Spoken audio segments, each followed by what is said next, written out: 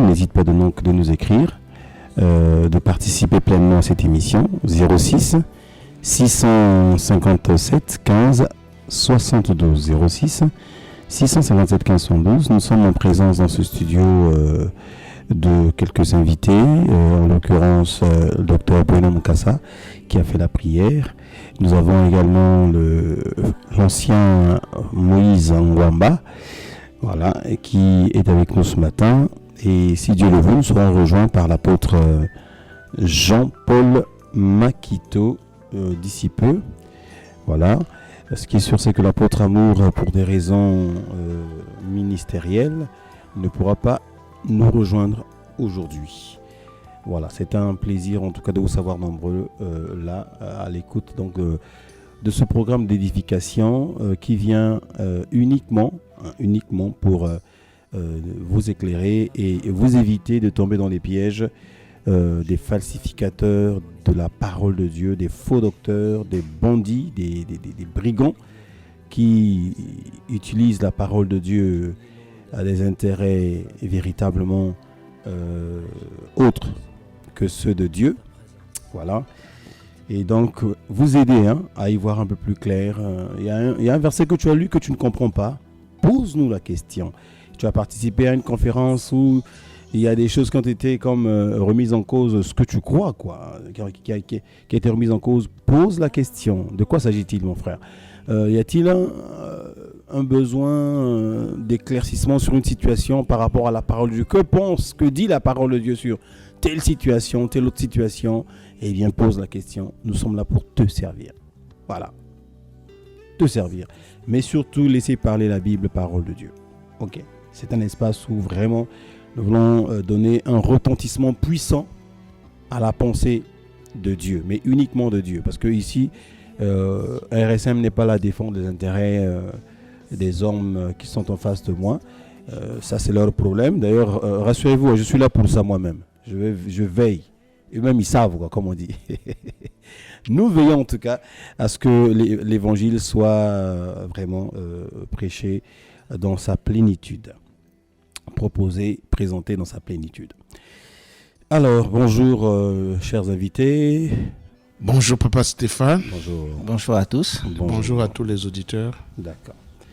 Est-ce qu'on peut, juste pour 1 minute ou 2, élever la voix, ne serait-ce que pour notre pays, et nous souvenir ensemble avec les auditeurs de ce pays? Le frère Moïse, est-ce qu'on peut élever la voix ensemble? Seigneur Jésus-Christ, nous voulons déjà d'avance te bénir et te remercier parce que nous savons que tu es bon, tu es grand, tu es infiniment plein de miséricorde. Et c'est à cause de ta miséricorde que nous venons auprès de toi aujourd'hui te demander de te souvenir de notre nation. Seigneur, tu es venu sur terre pour sauver les hommes et non les perdre. Nous savons que le pays, le Congo, a besoin de ton évangile. Il a besoin de toi. Il a besoin de ta patience. Il a besoin de ta grâce. Seigneur, aie pitié de ces créatures. Aie pitié des hommes et des femmes que tu as installés, que tu as mis dans ce pays. Accorde-leur d'écouter ta parole. Accorde-leur de pouvoir avoir l'occasion de se convertir et de se tourner vers toi. Seigneur Dieu, tu vois que ce pays est traversé par une crise économique. Seigneur, permets que ce pays puisse sortir de cette crise, afin que les gens ne soient pas préoccupés par ces choses, mais aient l'occasion plus facilement de se tourner vers toi. Merci encore Seigneur pour ta bonté, pour ta miséricorde, parce que nous savons que tu nous accordes même au-delà de ce que nous te demandons. Amen. Amen. Il y a une réalité évidente, ça ne pouvons pas bien sûr y échapper, c'est la situation dans le pool. Puissions-nous revenir à une station de stabilité, ces populations qui traversent des périodes difficiles. Est-ce qu'on peut également pour eux, docteur Bruno, élever la voix et prier Seigneur, nous voulons te recommander cette situation du pool qui est en train de perdurer, qui fait que plusieurs familles se déplacent, quittent leur village et qu'on déplore aussi plusieurs victimes. Seigneur notre Dieu, tu es le Dieu qui écoute tes prières et ce matin nous te prions pour que tu étendes ta main, que tu agisses, que tu te lèves afin Seigneur Dieu que cette crise Seigneur Dieu puisse cesser de par toi. Nous levons nos yeux vers toi, Seigneur Dieu de gloire, pour que tu interviennes. Nous te supplions, Seigneur Dieu, écoute les prières de tes enfants. Entends les cris que poussent, Seigneur Dieu, des déplacés, des enfants qui aujourd'hui sont devenus orphelins. Seigneur Dieu de gloire, écoute les prières, les cris. Entends, Seigneur Dieu, ces cris.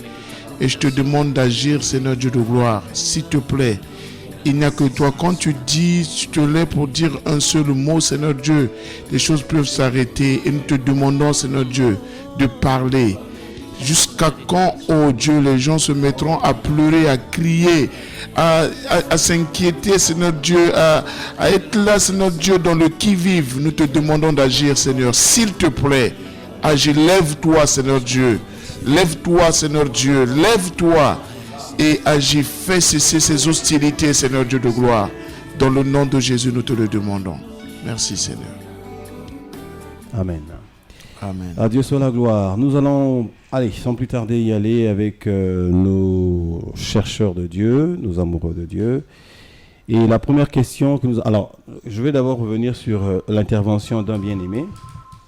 Je ne sais pas s'il s'est présenté. Il nous a fait un long courrier là. Ah non, il ne s'est pas présenté. Bon, c'est le 05 097 44 47 qui nous dit exactement ceci. Bonjour. Suite aux réponses sur les relations sexuelles abordées hier, je vous dirai ce qu'un médecin m'a dit. Dieu a créé des muscles pour diverses raisons. Dieu a créé le muscle de la femme. C'est un muscle entrant. Ok. Mais c'est aussi un muscle sortant parce que c'est aussi par là que sort le bébé. Hein. Mais c'est un muscle entrant aussi. Alors, l'anus n'est pas un muscle entrant, c'est un muscle sortant. Donc, il n'y a pas photo. Et on fait des choses normalement pour le plaisir du couple, je crois que vous l'avez dit hier, où on doit s'attendre à tomber malade. Alors, ça c'est une question qu'il pose. On fait des choses pour le plaisir du couple, mais pour tomber malade. Il met entre parenthèses les hémorroïdes, etc. pour des raisons idiotes. Que Dieu nous guide. Merci beaucoup pour votre contribution. Je crois que c'est un peu la même position que nous avons prise. C'est dans la ligne que vous avez adoptée hier. Ok. Nous allons donc poursuivre avec ces chercheurs de Dieu qui nous ont posé des questions qui datent quand même d'il y a quelques jours, quelques jours ou quelques semaines. Alors, 06 495 55 24. D'où viennent les transes? Les transes qui précèdent la libération des prophéties là. Il y en a qui avant de libérer une prophétie, tout cas, c'est rare d'entendre quelqu'un simplement se lever et délivrer la parole de Dieu, ainsi par l'Éternel, dans le calme. Alors pourquoi est-ce que, cette question est intéressante quand même, pourquoi est-ce que c'est ainsi? Docteur Bruno, je crois que vous l'avez déjà vécu dans votre église. Oui, parce on l'a déjà vécu. Ouais. En fait, la Bible nous montre peut-être deux exemples, ou un seul exemple, j'allais dire, où on voit quelqu'un qui est en transe, qui a prophétisé. C'est le cas de Saül. La Bible dit qu'il s'était agité pour donner un message. Est-ce que c'est pas ça qui justifie que beaucoup, justement...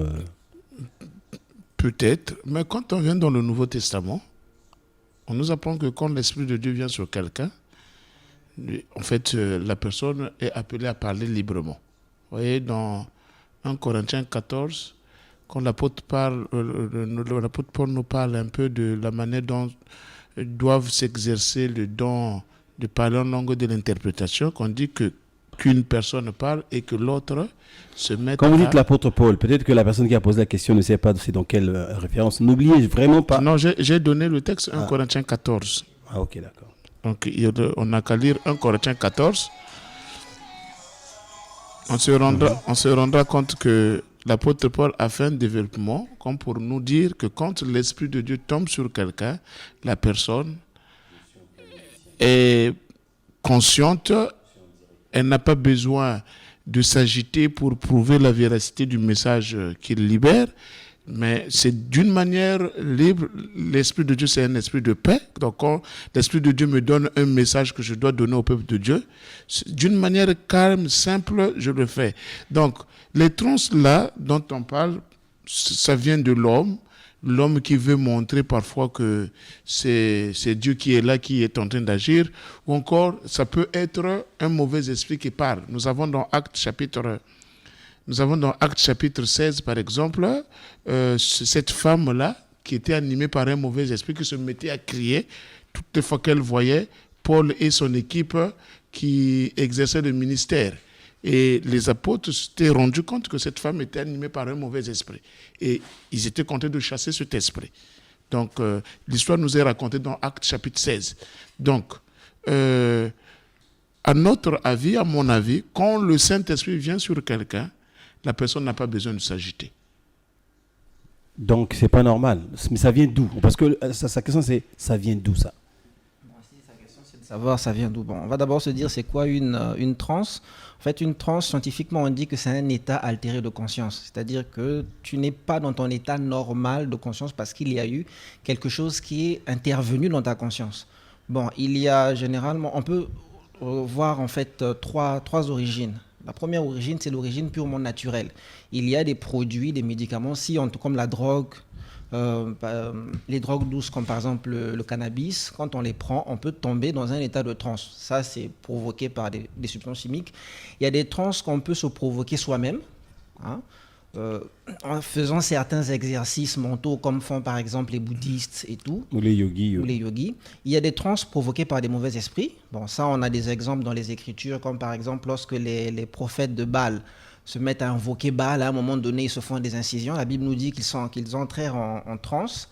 Et enfin, il y a des transes qui sont provoquées par le Seigneur, par l'Esprit du Seigneur. Hein. On en a beaucoup dans l'Ancien Testament.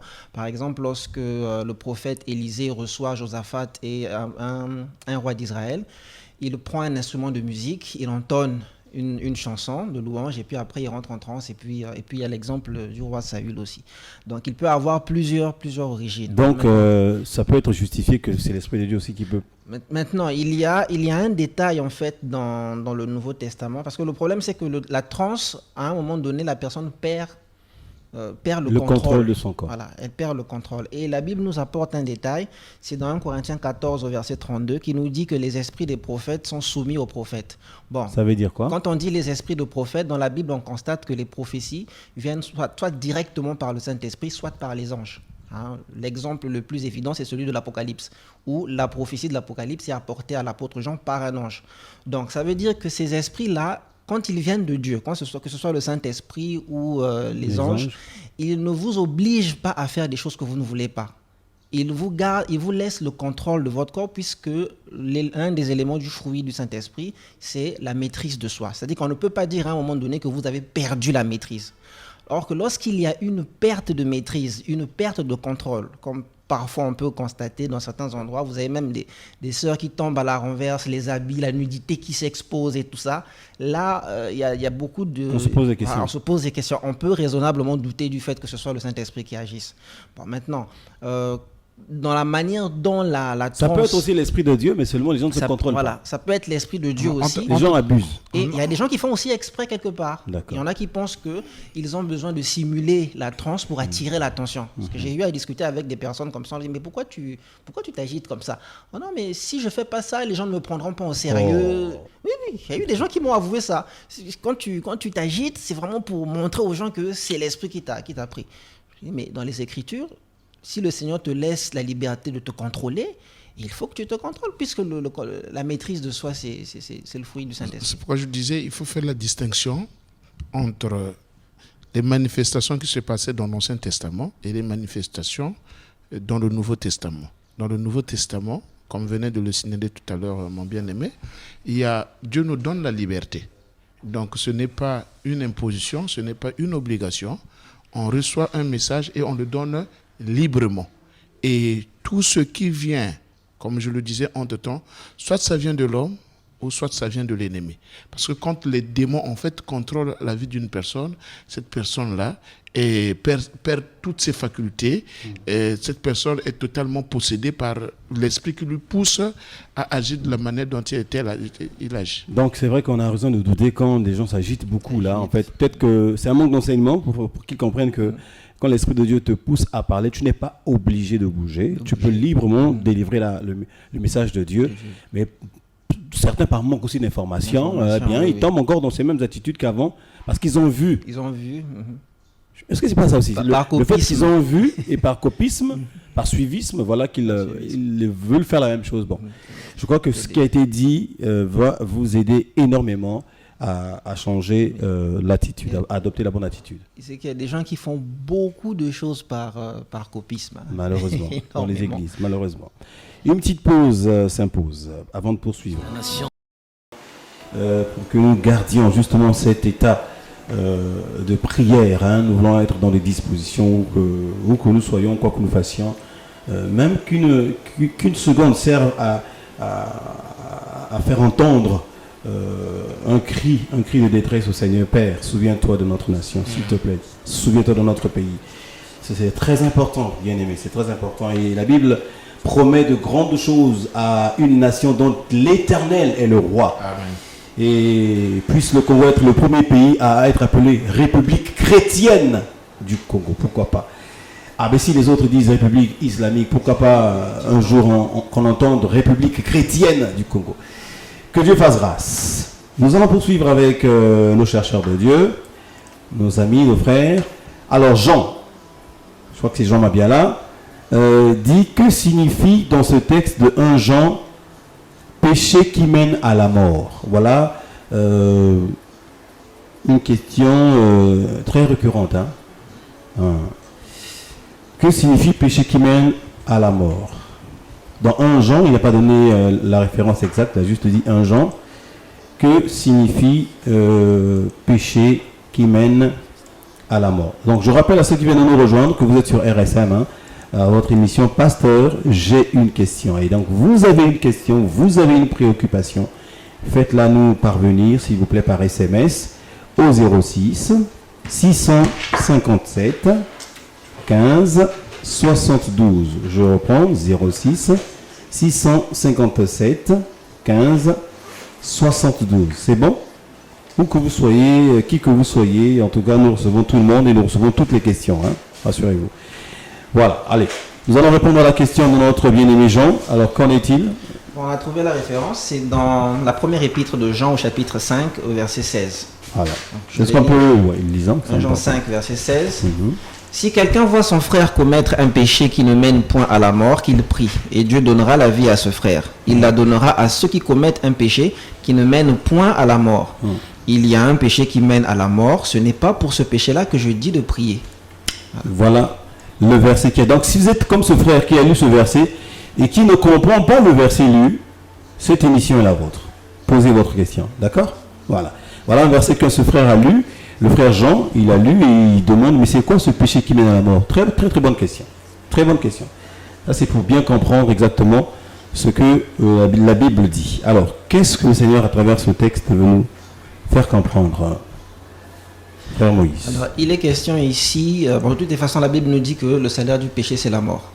Mais la Bible nous montre que Dieu peut pardonner le péché en sorte que nous ne subissions pas la punition que méritent nos péchés.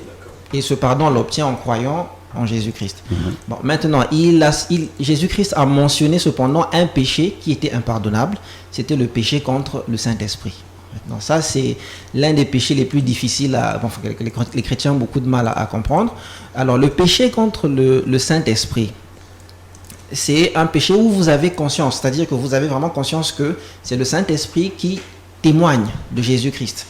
C'est vraiment irréfutable. Le Saint-Esprit, comme on l'a lu hier, a produit des fruits dans votre vie. Il y a vraiment la manifestation du Seigneur dans votre vie. Vous avez été arrosé, vous avez participé comme on disait dans le texte, aux richesses à venir, n'est-ce pas? Mais que malgré ça, vous vous entêtez à produire du mauvais fruit. Vous vous faites violence pour persévérer dans le péché. Alors, à partir de ce moment-là, il va arriver un moment où vous serez même incapable de vous repentir. La Bible dit que vous aurez la conscience marquée au fer rouge. C'est-à-dire que on essaye, mais vous ne pouvez plus vous repentir. Ce n'est même plus possible pour vous. C'est à partir de ce moment-là qu'on parle du péché qui mène à la mort. Lorsque quelqu'un vraiment se plonge dans l'apostasie à ce niveau-là, c'est pas la peine de prier pour lui, comme dit l'apôtre. C'est-à-dire une personne d'une manière volontaire qui renie le Seigneur. Voilà, se met dans un état où vraiment elle ne veut pas accepter ce que le Saint-Esprit, même quand le Saint-Esprit le convainc, la personne refuse de croire. À ce moment-là, la Bible dit même que Dieu envoie une puissance d'égarement. Nous avons le cas dans la Bible, dans l'Ancien Testament, de Pharaon. À un moment donné, il s'était rendu compte, il témoignait que ce que Moïse était en train de faire venait de Dieu. Mais il a continué à endurcir son cœur jusqu'à ce que Dieu avait fini par endurcir le cœur de Pharaon. Donc il faut qu'on comprenne qu'à certains moments, quand il y a la conviction du Saint-Esprit que la personne volontairement s'obstine à ne pas accepter, à ne pas se convertir, à ne pas se repentir, à ce moment-là, il y a danger pour la personne. Même les personnes les plus saintes, quand elles prient, eh bien, ces prières-là, Dieu n'exaucera pas ces prières. C'est clair. Il y a un homme de Dieu dont j'ai entendu l'interprétation de ce péché impardonnable. Vous me direz si son interprétation est fausse ou juste. Et qui dit que ça fait partie simplement du témoignage du Saint-Esprit au sujet du salut. Quand quelqu'un refuse la parole qu'on lui prêche, refuse de recevoir Jésus-Christ dans sa vie, eh bien la personne est condamnée. Et justement, il cite le texte, celui qui croira sera sauvé, celui qui ne croira pas est d'office condamné, et il n'y a plus de remède pour lui. Est-ce que lui également, en interprétant ça comme ça, parce qu'il a cité tous les péchés, depuis Genèse jusqu'à Apocalypse, et on a vu, pour beaucoup de cas avec lui, que Dieu pardonnait. Ici, David a tué, Dieu a pardonné. Là-bas, un tel a tué, Dieu a pardonné. Un tel a fait ceci, Dieu a pardonné. Mais et après, il est arrivé, finalement, en fait, il a pris plusieurs exemples, plusieurs péchés. Et il s'est rendu compte lui-même que finalement, s'il y a un péché finalement, que l'Esprit de Dieu ne pardonnera jamais, c'est de refuser de croire au Seigneur Jésus-Christ. Est-ce que ça, on peut dire que c'est une explication? Ce que nous avons dit tout à l'heure, en quelque sorte. Hier, Papa Moïse donnait un texte dans Hébreu où les gens qui continuent à pécher volontairement, effectivement, le Saint-Esprit fait son œuvre, on nous présente le plan du salut, on dit que tu crois au Seigneur Jésus que tu vas être sauvé, tu ne veux pas croire malgré ce que le Saint-Esprit fait, et bien à ce moment-là, c'est de ce péché en fait dont on parle.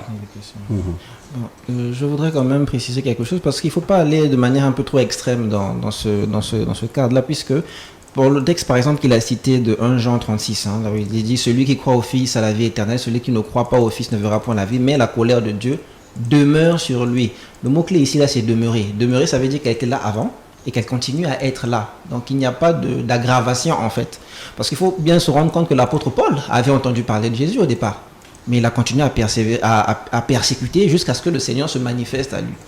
Donc il y a le péché contre le Saint-Esprit. Tant qu'il ne croit pas, voilà, tant qu'il ne croit pas, il est condamné.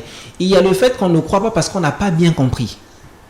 Il y a des gens qui ne comprennent pas, il faut leur prêcher plusieurs fois avant que les personnes finalement comprennent et croient. C'est pas ça le péché du Saint-Esprit.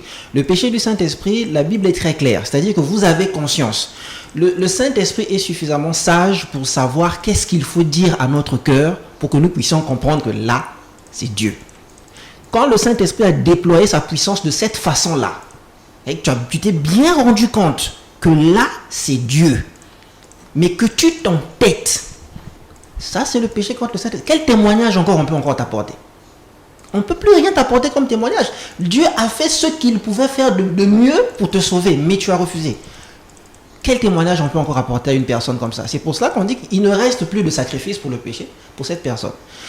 Il faut rappeler aussi que le péché contre le Saint-Esprit, Jésus en a parlé dans l'évangile selon Matthieu chapitre 12. C'est parce que les pharisiens disaient qu'ils chassent les démons selon par les mauvais esprits, par Belzébul. Et Nicodème nous montrera en fait dans Jean qu'en fait les pharisiens étaient bien placés pour comprendre que Jésus était véritablement le Fils de Dieu. Et il y a beaucoup de témoignages qui montrent, même en dehors des Écritures, qui montrent que les pharisiens avaient bien compris que cet homme-là, c'est Dieu qui l'a envoyé. Notamment un historien juif qui s'appelle Flavius Joseph. Les écrits qu'il a laissés montrent qu'ils avaient bien compris. En fait, ils avaient bien compris, mais par peur de perdre leur place et par jalousie, ils ont tout fait pour s'opposer au Seigneur Jésus. Et là, c'est clair que Jésus ne pouvait que dénoncer le péché contre le Saint-Esprit à leur égard. À leur égard, exactement. Merci beaucoup. Là, nous sommes revenus dans le contexte de quand Christ a prononcé ces paroles, surtout à l'endroit de ces hommes qui prétendaient avoir le salut, qui prétendraient présenter le salut au peuple d'Israël. Un ajout? Je voulais juste parler de quelques symptômes du péché du Saint-Esprit pour ceux qui nous suivent et qui se posent encore la question. Il y a d'abord, vous avez vu par exemple l'attitude de Saül. Quand on lui donne un commandement, il est obligé de se faire violence pour désobéir à ce commandement. Samuel lui avait dit, tu attendras 7 jours avant et je viendrai faire le sacrifice. Et lui il dit, pour justifier sa désobéissance, je me suis fait violence. C'est-à-dire que vous êtes forcé à désobéir.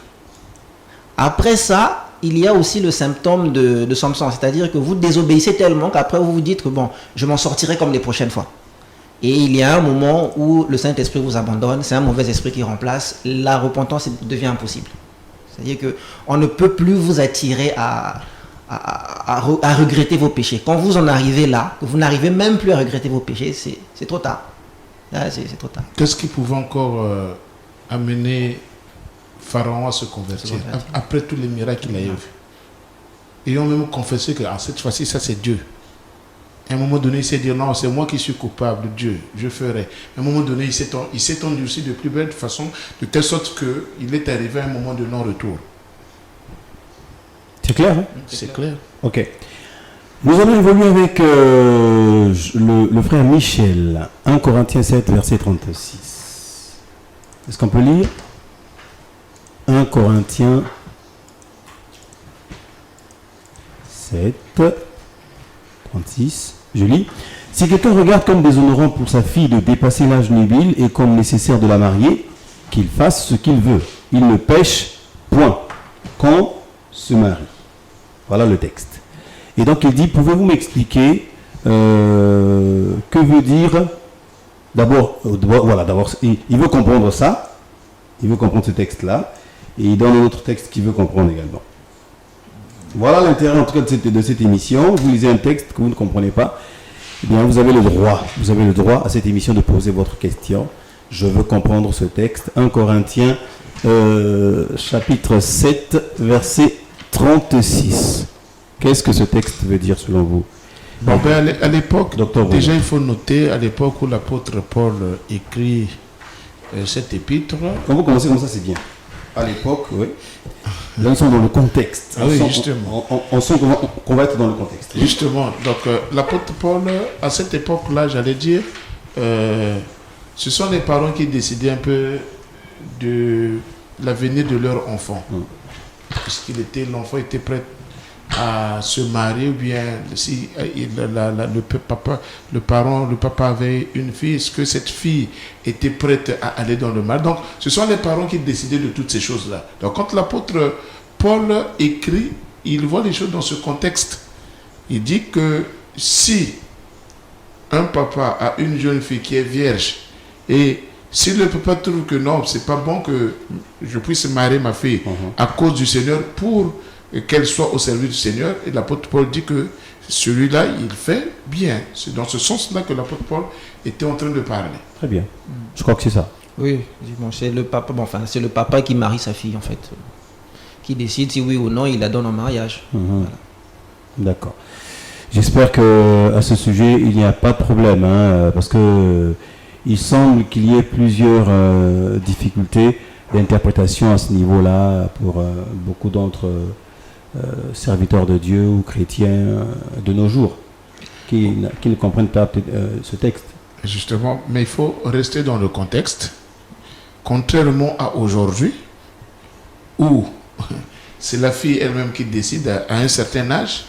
Il y a des hommes de Dieu qui pensent que, un certain, par exemple, William Kelly, qui pense qu'ici le mot vierge ne traduit pas directement la virginité en tant que telle, et que ça traduit autre chose. Le passage ne parlerait pas selon lui de la fille vierge d'un homme, mais de sa propre virginité à lui-même. Et Paul dirait même que si un homme décide de rester vierge, en ne se mariant pas, il fait bien, mais que s'il choisit de se marier, il ne pêche point.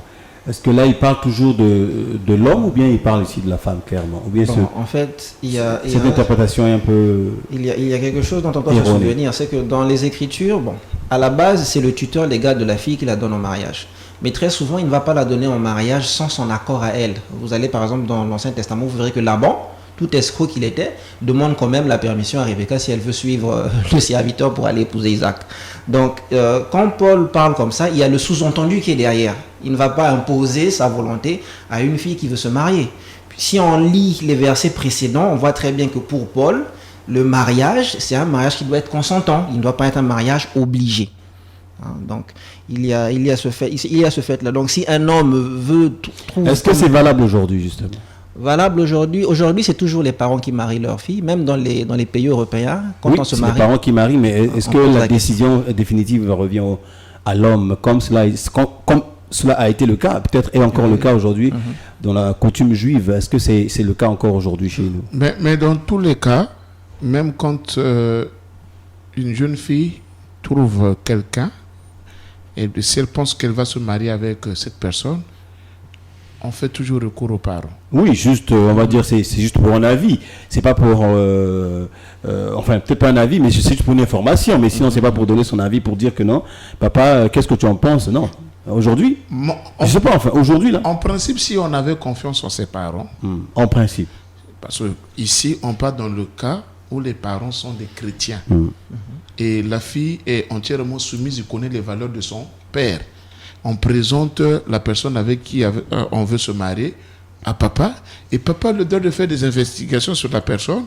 Et puis, entre nous, soit dit, quand on est des chrétiens, quand on connaît un peu, c'est-à-dire on connaît la moralité de son père, on peut laisser aussi au papa le choix de dire... Quand tu dis ça, on peut laisser aussi, on peut...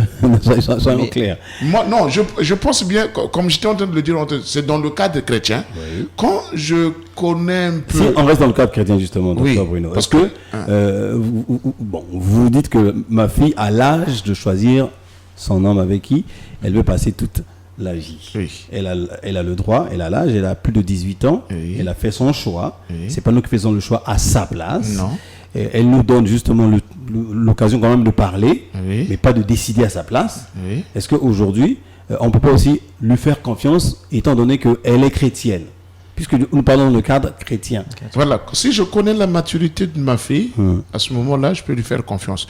Mais quand même, il faut que je regarde la personne avec qui elle va se marier. Bien parce qu'il y a deux choses dans la vie, hein, deux choix très importants. Choisir Jésus et choisir la personne clair. Avec qui on va... Ça, c'est clair. Donc, moi, papa, je ne me permettrai pas de pousser ma fille à aller vivre l'enfer, c'est aussi entre guillemets, de vivre un peu des choses compliquées dans son foyer. Donc, je voulais quand même, si je connais le frère en tant que pasteur, je dois quand même vérifier, voir si sa foi est solide, voir si c'est compatible par rapport un peu à tout ce qu'on prêche. Mais si c'est pas compatible, j'ai le droit de dire non. De t'opposer. C'est là où et combien connais-tu de cas de papa qui se soit opposé et de filles qui parce que ce vaccin-là, l'amour là, ce vaccin qu'on appelle l'amour là, quand ça te prend, quand ça prend nos enfants, nos filles.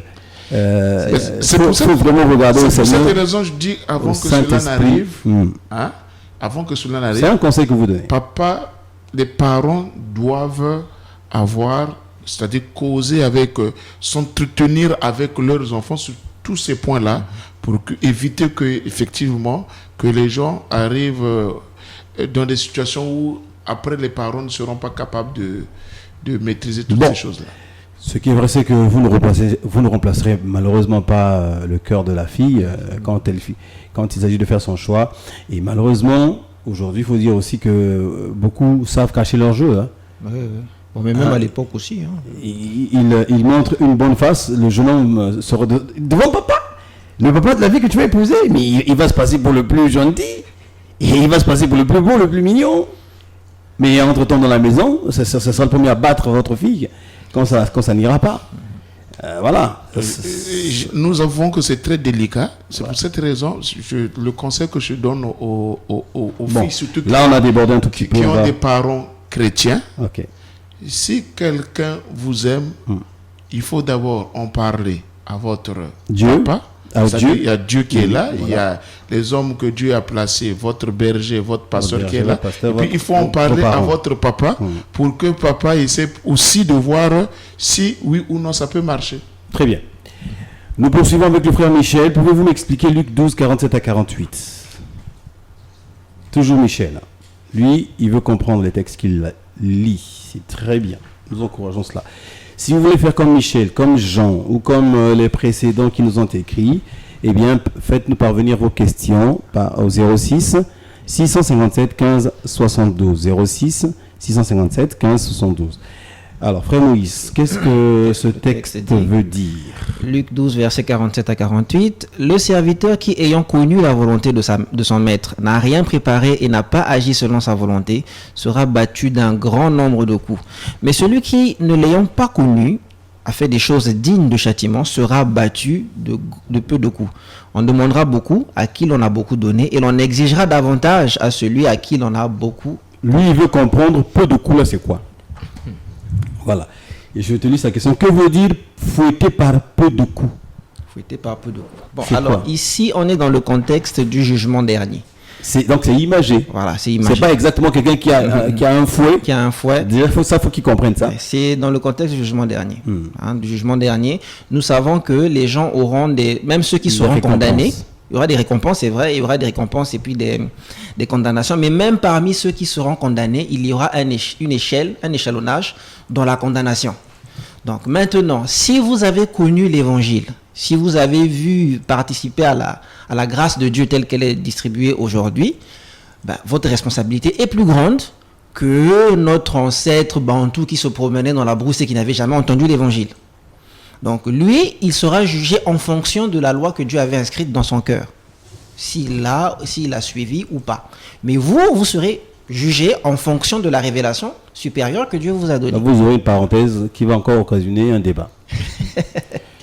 Dans 1 Corinthiens chapitre 15, à partir du verset 41 jusqu'au verset 42, on nous dit que même dans les récompenses qu'on aura au ciel, il y a des degrés de récompense. Tous ne seront pas récompensés de la même manière. Nous serons récompensés selon le travail que nous aurons fait. La fidélité, le travail que nous avons eu à faire ici-bas, le travail que le Seigneur nous a confié. De même aussi, les gens qui seront condamnés, les condamnations ne seront pas les mêmes par rapport au degré d'endurcissement aussi, tel que cela est expliqué. Il y a certaines personnes qui seront traitées plus sévèrement que d'autres. C'est comme ça que nous devrons comprendre ce texte de la Bible. Oui, frère Moïse. Je vais rajouter un autre texte, je pense, qui permettra de comprendre. C'est dans Matthieu, au chapitre 11, versets 23 à 24. Lorsque le Seigneur dit « Et toi, Capernaum, seras-tu élevé jusqu'au ciel ? Non, tu seras abaissé jusqu'au séjour des morts. Car si les miracles qui ont été faits au milieu de toi avaient été faits dans Sodome, elle subsisterait encore aujourd'hui. C'est pourquoi je vous dis, au jour du jugement, le pays de Sodome sera traité moins durement que toi. » Pourtant, on sait que Sodome a reçu un châtiment. Mais au jour du jugement, lorsqu'il faudra vraiment juger Sodome, elle recevra un jugement inférieur à celui de Capernaum, parce que Capernaum a vu des miracles et elle ne s'est pas repentie. Jésus précise que si ces miracles avaient été faits à Sodome, les gens de Sodome se seraient repentis et ils n'auraient pas été détruits. Voilà. Et Jacques chapitre 3 verset 1 aussi, ça c'est une adresse à ceux-là qui enseignent. On dit, mes frères, qu'il n'y ait pas parmi vous un grand nombre de personnes qui se mettent à enseigner, car vous savez que nous serons jugés plus sévèrement. Voilà, donc là vous aurez plus de coups. Justement. Mais continuez à enseigner. Ok. Nous poursuivons avec la sœur Noah. Non mais je crois qu'il y en a qui ont été appelés à ça et qui le font très très bien. En tout cas, continuez à le faire très très bien. Heureux, nous dit Jésus-Christ, le serviteur, que le maître viendra trouver en train de faire son travail. Son travail, oui, ça c'est clair. Ok. Vous enseignez. Nous continuons à faire, à toucher au piano. J'ai trouvé le boulot à la brasserie et on me demande de vendre la boisson. Travailler dans une brasserie sans boire. Je travaille là, mais je ne bois pas. Là, je suis là pour le boulot. Est-ce que je suis dans le péché, les amis, s'il vous plaît? Et aidez-moi. Suis-je dans le péché? Alors. Nous avons un texte que nous avions l'habitude de lire ici. La Bible dit que si déjà quelque part, il y a un manque de conviction dans ce que tu fais. Romain. Voilà, il y a problème. Tu es chrétien et tu te rends compte qu'il y a déjà l'Esprit de Dieu qui te fait savoir, l'Esprit qui est en toi te fait savoir que ce qui se passe là, c'est anormal. Parce que si c'était normal, tu n'allais quand même pas nous permettre de nous poser cette question. Il y a certaines activités qu'on fait ici et là qui ne posent aucun problème. Là, on ne pose pas de problème. Et là, déjà, s'il y a problème, la Bible dit que tout ce qui n'est pas le fruit d'une conviction est péché. Si entre-temps, toi-même, ton esprit te dit qu'il y a un problème, sache qu'il y a un problème. Donc, s'il y a un conseil que je te donne, s'il y a possibilité... Ça me rappelle la question... Va chercher ailleurs. Ça me rappelle la question de celui-là qui travaillait dans un salon de massage, qui n'était pas vraiment à l'aise. Mais justement, de se mettre là à masser des corps nus. Mais vous avez insisté pour nous dire que ce jour-là, monsieur, c'est un travail. Non, je dis ceci. C'est un boulot. Dans le sens où déjà, la personne, ça te pose des problèmes, c'est un problème de conscience. Je crois qu'il faut laisser. Mais moi je vais soulever ça. Mais souvent vous avez insisté que c'est un boulot. C'est un frère. C'est comme les médecins. Vous avez pris l'exemple des médecins. Peut-être que le fait de gynécologues, par exemple. Oui, mais les gynécologues, si déjà, il y a quelque part le travail que je fais me pose un problème de conscience, personnellement, je dois arrêter. Ok. Ben ça on peut le dire. Quand il y a un problème de conscience. Ça, on aurait pu le dire. Oui. Et j'avais insisté là-dessus, mais seulement vous avez insisté. Mais nous revenons, je le dis. Okay, c'est un problème de conscience. À ce moment-là, il faut arrêter. Ben voilà. Comme quoi, j'avais raison d'insister. Hein. Là, on précise bien que quand il s'agit d'un cas, par exemple, qui n'est pas clairement énoncé par les Écritures, hein, parce que si on pêche avec conviction, ça reste un péché. Ça... Bon, je trouve le boulot à la brasserie. Je travaille. Moi, je ne bois pas. Est-ce que je pêche? Le problème du frère, c'est peut-être parce qu'il se dit qu'il participe à une entreprise dont il ne peut y avoir de bénéfices pour cette entreprise-là que si les gens plongent dans l'ivrognerie. Parce que ça, c'est clair. La brasserie ne s'en sort pas s'il n'y a que 10 personnes qui boivent modérément. Elle ne va pas s'en sortir. Il faut vraiment qu'il y ait des ivrognes pour qu'elle puisse faire des bénéfices. Et donc ça peut lui poser un problème de conscience qu'on peut comprendre. Et donc c'est normal qu'il... mais si déjà il y a ce problème de conscience-là, il ne faut pas qu'il reste là. C'est clair? C'est clair. On peut passer? Je vous pose la question si on peut passer. Hein. Oui, on peut passer. Bon. Parce que la même question nous est revenue pour quelqu'un qui travaille également dans une entreprise de paris mutuel urbain, de PMU et de hasard. A-t-il le droit de travailler dans une telle entreprise En fait, nous donnons la même réponse. On pousse les gens à faire des paris hasardeux. Nous donnons la même réponse. Tout ce qui n'est pas le fruit d'une conviction. Ça, c'est une déjà, chose. Ça nous pose un problème. C'est une chose, mais il y a des gens qui sont convaincus, quoi qu'étant dans le mal. Hein. Convaincus que ce qu'ils font, c'est même ça. Quoi. Mais il y a des gens qui iront en enfer, qui sont convaincus qu'ils iront en enfer. C'est exactement ça que je dis. Donc, quand déjà, je le dis en tant que chrétien, parce que là, nous nous adressons aux chrétiens. Bien quand sûr. pour un chrétien, ça pose un problème de conscience, je crois que le mieux, c'est de s'abstenir. Non, maintenant, pour ceux qui n'ont pas un problème de conscience, comme Paul. Je vais donner l'exemple. Ouais, ce qui s'est passé avec Comme Paul, pendant qu'il tuait, il n'a pas de problème de conscience. Pour lui, il était convaincu qu'il faisait ce qui est juste jusqu'à ce qu'il rencontre. Là, il n'était pas chrétien. Ouais. Il n'était pas encore chrétien. Mais quand il était affranchi, quand il a su que ce qu'il faisait, il ne pouvait plus revenir sur ce qu'il avait fait. D'ailleurs, il l'avait regretté. Nous voyons Lot qui avait choisi de vivre dans Sodome et Gomorrhe. Il était conscient que les gens vivaient dans le mal. Il a quand même volontairement accepté d'aller vivre là-bas. Vous savez ce qui s'est passé par la suite. Donc nous n'aimerons pas que les chrétiens se retrouvent dans des situations comme ça. On sait que ce qu'on fait, ça, là c'est mal, et on va se vautrer là-bas. Après, un problème de conscience. Et finalement, vous savez ce qui s'est passé dans le cas de Lot. Il est parti riche, en ressortant de Sodome et Gomorrhe, il n'avait plus rien. Il croyait, parce que quand son choix était basé sur la verdure qu'il avait vue là-bas, il s'est dit, bon, les troupeaux que j'ai vont se multiplier, parce que quand il s'est retrouvé là-bas, ben c'était le malheur. Il y a des gens qui se retrouvent dans des situations, ils se disent, bon, ben moi, je vais avoir de l'argent, et puis après, c'est le manque de paix, c'est l'angoisse, et puis après, c'est son âme qu'on met en danger. C'est le compromis, quoi. Voilà. Oui. Je voudrais quand même préciser que il y a des cas où c'est vraiment des cas qui vont en contradiction avec des principes bibliques. Hein. En fait, moi, je veux en venir à là. Qu'on sorte de problèmes de conviction, de conscience, et qu'on montre l'évidence du péché à travers des principes bibliques. C'est là où je voulais en venir. Sur le principe biblique, est-ce que notre frère est dans le péché, se retrouver dans une brasserie? La brasserie ne fait pas que de l'alcool, n'oublions pas cela. La brasserie vend également du jus. Donc il y a du pulpe orange, il y a la Fanta orange, Fanta grenadine, etc. Et donc, est-il dans le péché de travailler dans une brasserie? Est-il dans le péché?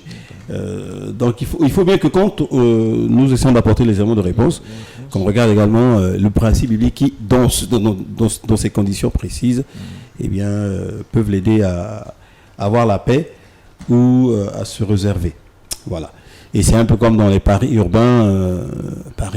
Là. Ça, Gélo. Non, on ne veut pas citer de nom, excusez-moi, nous sommes dans un média. Excusez-moi. Le conseil supérieur nous suit. Donc.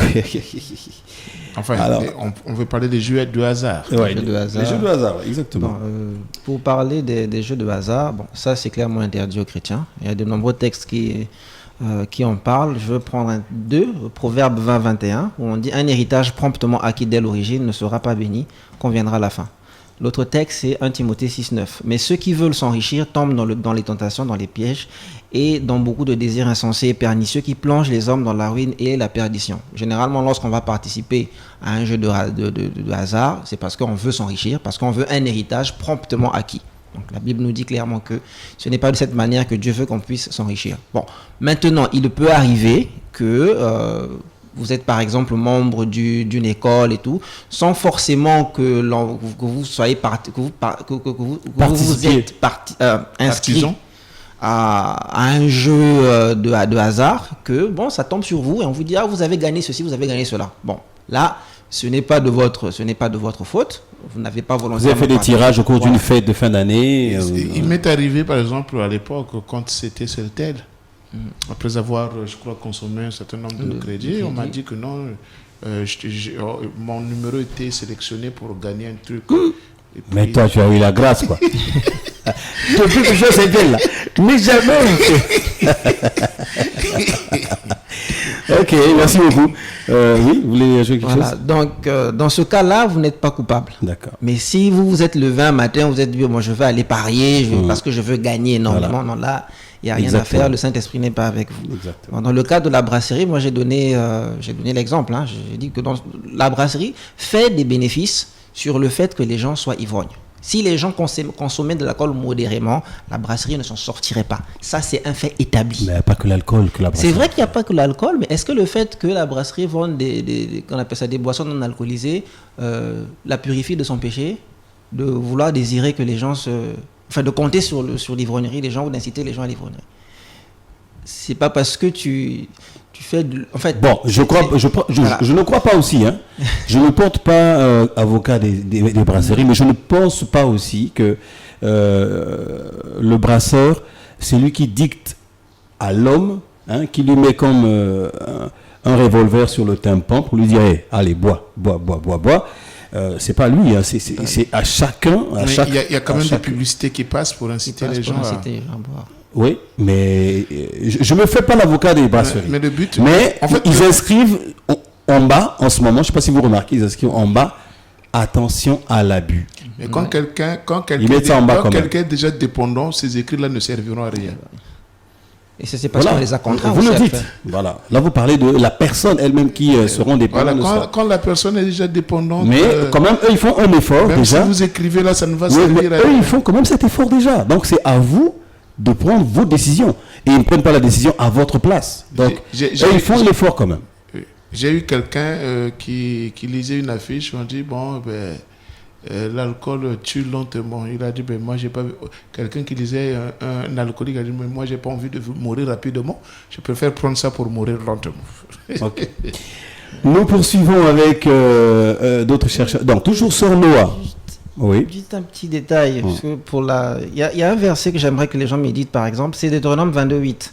Quand on nous dit, quand vous construirez une nouvelle maison, faites un petit mur pour border le toit en terrasse. Ainsi, vous ne serez pas responsable si quelqu'un se tue en tombant du toit. Le principe, l'esprit qui est derrière ce commandement-là, ce commandement, c'est quoi? Tu construis une maison avec une terrasse, il faut faire une balustrade, un truc, un accoudoir pour éviter que les gens ne basculent de l'autre côté. Donc, quand tu fais quelque chose, Ça, c'est la construction, des Juifs. Maintenant, l'esprit qui est derrière, c'est quoi? C'est de prendre des précautions, toutes les précautions nécessaires. Lorsque tu fais quelque chose pour que les gens... Si quelqu'un se retrouve sur le toit, qu'il ne tombe pas facilement. Donc, l'esprit derrière, c'est quand tu fais quelque chose, prends tes précautions pour qu'il n'y ait pas d'accident. Mais c'est ça. Voilà. Mais c'est ce que je vous ai dit. Il n'y ait pas de problème. La précaution qu'ils prennent. Nous voyons tous à la télévision, dans les publicités qu'ils présentent, la précaution qu'ils prennent, c'est de dire l'abus de l'alcool est un danger. Ça, ils prennent quand même cette précaution parce que justement, je crois que l'ONU les a interpellés à ce sujet. Parce que jusque-là, il n'y avait pas encore des publicités qui accompagnaient leur... c'est comme pour la cigarette, c'est comme pour etc. Sur tout ça là, l'ONU, mais ça relève peut-être il y a quelques années, pas plus de 20 ans, hein, que ça commençait à être obligatoire que sur chaque publicité à ces tendances-là. Mais ça n'excuse pas que l'homme qui prend la décision de se saouler est condamnable, aussi bien que celui qui met un piège sur, sur le chemin de l'autre. Un chrétien rempli du Saint-Esprit peut-il tomber dans la tentation? Effectivement, il peut tomber dans la tentation. Ça arrive. Un exemple biblique? Rempli du Saint-Esprit. Hein. Nous avons l'apôtre Pierre qui s'est mal comporté vis-à-vis un peu de son comportement. Avant que les autres apôtres n'arrivent, il était en train de sympathiser avec les non-juifs. Les païens. Les païens. Mais quand il a vu les autres arriver, il esquivait, il est tombé dans la tentation, il est tombé dans le péché. Paul était content de le ramasser, de lui dire que ta façon de te comporter n'est pas normale, elle n'est pas bonne. Donc, il peut arriver qu'un chrétien, c'est pourquoi Jésus a même dit que s'il vous arrive de pécher, sachez que vous avez un avocat auprès du Père. Pourquoi il est là? Pourquoi il intercède pour nous? Parce qu'il sait que dans notre nature, même quand on est rempli du Saint-Esprit, on peut se permettre de tomber dans la tentation. Ce texte-là est dans Galates, hein, pour ceux qui... Galates au chapitre 2. Ouais. Voilà, Galates chapitre 2, c'est là où il est fait état de ce comportement déviant de Pierre devant les autres apôtres. Il n'est pas seul, hein, il y avait aussi Barnabas qui avait été entraîné par... c'est ça, donc faut qu'on... Ici, la tentation, c'est l'hypocrisie dans laquelle ils sont tombés. Voilà. Parce que souvent, quand les gens disent tentation, c'est le sexe, etc. Voilà. Il n'y a pas que le sexe. Okay. Et si le juste, il arrive au juste de tomber cette fois, le Seigneur le relève. Ok, merci beaucoup. Nous allons nous arrêter là pour aujourd'hui. Nous avons fait le tour de toutes les questions qui nous étaient envoyées. Nous avons reçu beaucoup de questions aujourd'hui que nous traiterons, si Dieu le veut, mercredi prochain. Donc pour ceux qui nous ont envoyé leurs questions, rendez-vous pris mercredi prochain pour en savoir plus sur Dieu et sa parole. Je ne sais pas si les hommes de Dieu veulent bien revenir sur une ou deux questions qui ont retenu votre attention. Je commencerai par le frère Moïse. Y a-t-il une question sur laquelle tu voulais peut-être revenir pour appuyer Non, ça va. Ok. Mais moi, c'est surtout sur le péché qui mène à la mort. J'aimerais dire à certains bien-aimés, la Bible dit aujourd'hui c'est le jour du salut. À tout le monde d'ailleurs. Si vous entendez la voix du Seigneur, n'endurcissez pas votre cœur. Parce que si vous endurcissez votre cœur, il arrivera des moments où peut-être que ça sera trop tard pour vous. Aujourd'hui, si vous entendez la voix du Seigneur et recevez le Seigneur dans votre vie, donnez votre vie à Jésus pour que, en fait, tous vos péchés soient pardonnés, que vous soyez sauvés. Amen. Merci beaucoup, chers auditeurs. Alors, le pasteur Bruno répond au 520 62 43. 520 62 43. Et l'ancien Ngwamba, Moïse, répond au... Parce que 06 632 06 60. 06 632 06 60. 06 632 06 60. On se retrouve mercredi prochain. Déjà, ce programme vous est proposé en rediffusion samedi soir et dimanche soir. Que Dieu vous garde. Merci.